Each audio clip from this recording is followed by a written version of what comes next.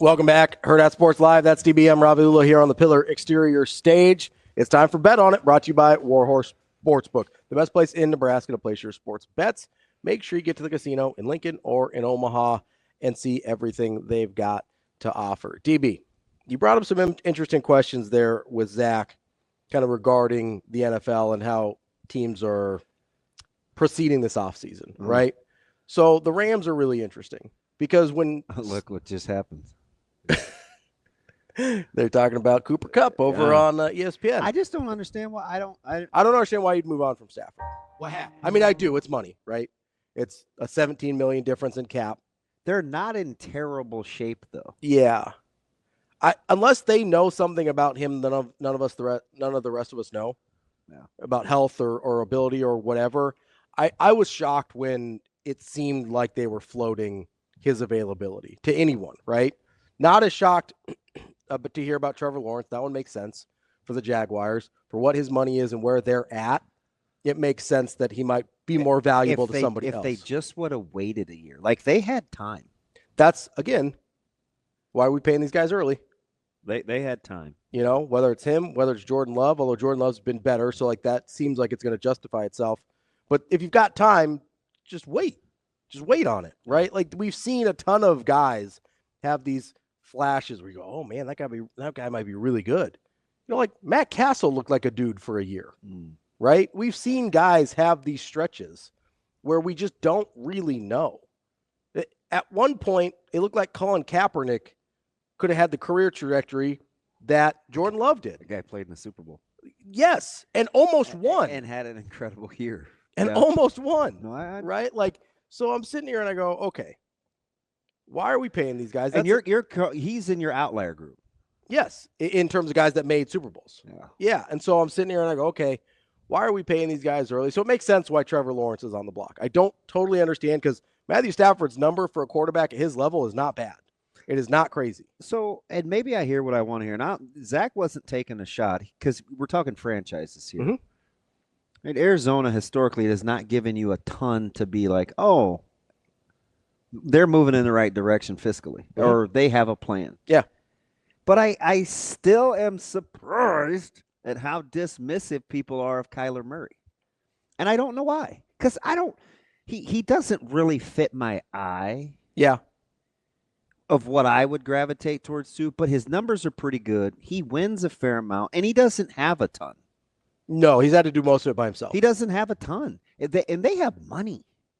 The Cardinals? Now, conversely, the guy that is the biggest or the toughest land the plane guy is Herbert. Yeah. I still don't know. Like, you talk about track record. I don't know. Herbert hasn't won anything. I don't know what to do with that. But I get the fact, if you want to build around him for 10 years, I'm not mad at you either. No, I get it. I see it, right? You watch him and you go, oh, that makes sense. But at some point, I need him to win more than he does. And they have some money to spend. The Cardinals? Yes. Yeah. And so did the Chargers. So I'm trying to compare. I'm real time here trying to compare Justin Herbert and Kyler Murray. And how did the Commanders only have $8 million in dead cap money? Yeah, the Commanders are super interesting. They're you need a lineman, but you got to get better on defense. You know, okay, you got to get better on defense. So Justin Herbert and Kyler Murray have started 79 and 82 games respectively. So very close. Are you going to strengthen my argument? I think so. Okay. What would you guess? I'm going to lose my mind. So Kyler Murray, 82 games started. Yeah. What would you guess his record as a starter is? Ooh. That I will go 82 games. Mm-hmm. I'll go 37 and 45. Did you look at this? How would I know? 36, 45, and 1. That's so dumb. How would I know? I don't know. And I know you didn't read off my screen because you're blind. So and I can't read that angle. It's at the angle. Oh, 36, 45, and 1. So you were a tie away from having it dead What's that win percentage? I'll do the math here. But Justin Herbert, 79 games. What's his record? He's got a 5-win season in there, I think. 79 games, so I have to make the math work. I will go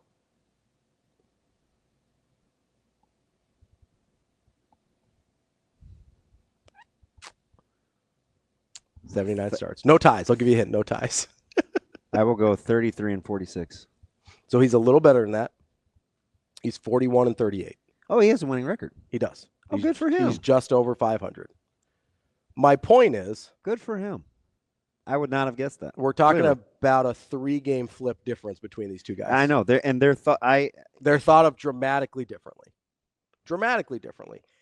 Justin Herbert has a 6-win season and a 5-win season, as you mentioned. Kyler Murray has a 5-win season. He's got a couple half seasons in there where he was injured, a 3-8 and a 3-5. And that guy had not the best. He had Cliff Kingsbury. Herbert's had better coaches, better players, better team in general around him. We look at the Cardinals as a largely dysfunctional franchise, right?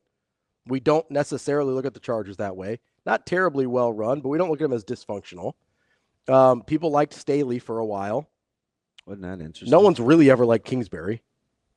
And yet, we are talking about you flip 3 games, essentially, 4 games, and these are dead on. These are exactly identical guys.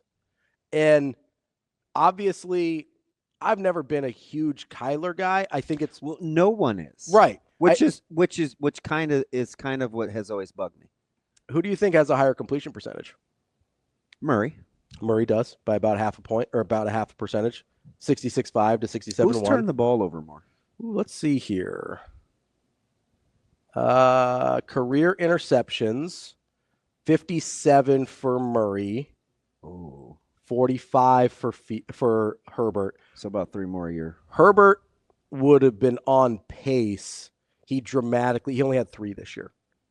So Herbert's numbers came all the way down. So he caught it. That's where he basically caught up. Yeah. Right. I do want to look at fumbles real quick from our guy Justin Herbert here. And I like Herbert. You like him more than I do, I think. It's just we give a lot of these guys it's just the narrative. Yeah, the narrative of who these guys are is dramatically different. And I think the larger point is probably, I mean, you think Kyler Murray's gettable? Like, you think somebody could go get Kyler Murray if they really wanted he got the big deal. Isn't he at like 245? He's 46 a year. I think he was one of my 46 a year guys. So I don't know if you want to go get him number-wise. But if that's the type of commitment you're looking at for a quarterback, I mean, in a couple of years, 45 is going to be a middle-class quarterback number. We're kind of getting there already. Are you betting on Justin Herbert or Kyler Murray if you're trying to steal a quarterback from somebody? Probably Herbert. And if they stay status quo with their coaches, I like Harbaugh with Herbert better. Let's say if you're a third team, though, and you're going to go – I think it's worth a better look than we talk.